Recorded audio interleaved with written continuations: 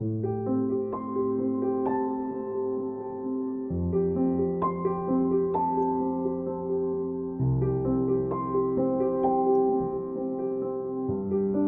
vous souhaite la bienvenue à l'Institut français de Douala. C'est avec un plaisir non dissimulé que nous accueillons cette première édition de la journée France Alumni qui s'intègre dans cette manifestation mondiale intitulée Alumni Day, laquelle, pendant 2 semaines, propose des événements à travers le monde pour célébrer l'expérience étudiante internationale en France. Ce réseau va au-delà d'un simple réseau professionnel.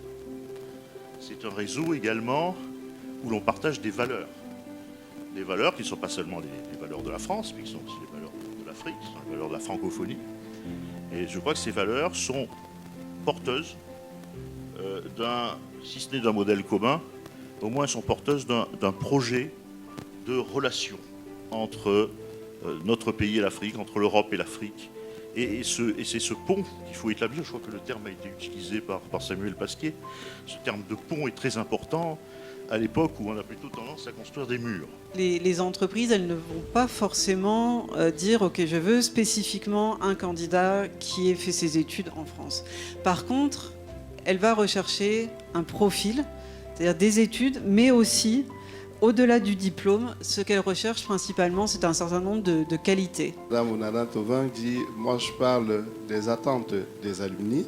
Par contre, il serait idéal que ce soit Madame Evangeline Biboum qui parle des attentes des entreprises. Ce collaborateur qui arrive, qui vient peut-être de l'étranger, a l'avantage d'avoir été exposé à cette diversité déjà et qui peut facilement l'aider pour son intégration et porter plus haut l'entreprise.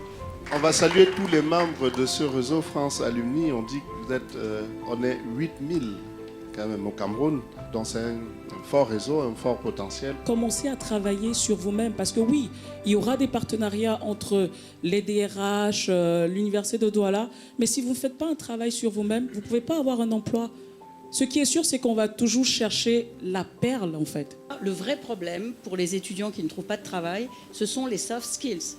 C'est-à-dire la façon de s'exprimer. C'est une guerre permanente, c'est aussi une guerre en France. Comme on l'a dit, il y a un manque de curiosité. Dès que vous rencontrez un DRH, comment je fais pour entrer chez vous? Comment se passent les stages, autant pour moi? Vous avez les meilleurs équipements, mais si cette ressource qui doit appuyer sur le petit bouton n'a pas le moral au top, alors rien ne va marcher.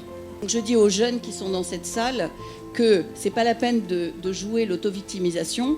Si vous êtes poli, souriant et surtout proactif, ne pas attendre constamment qu'on vous donne tout. Je pense que quand on va effectivement à l'école, c'est pour acquérir des connaissances et des compétences. Maintenant, sur le milieu, sur le terrain de l'emploi, on peut, évidemment, on doit pouvoir s'adapter.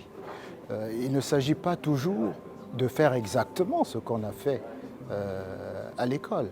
On a acquis des compétences, on a acquis des connaissances, on les met au service du monde de l'emploi pour faire évoluer les structures, les entreprises.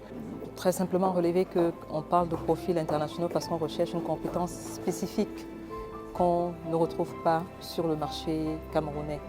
Et donc, c'est en cela que les employeurs, de manière générale, ont parfois recours à des diplômés étrangers qui peuvent être des citoyens camerounais ou d'autres nationalités.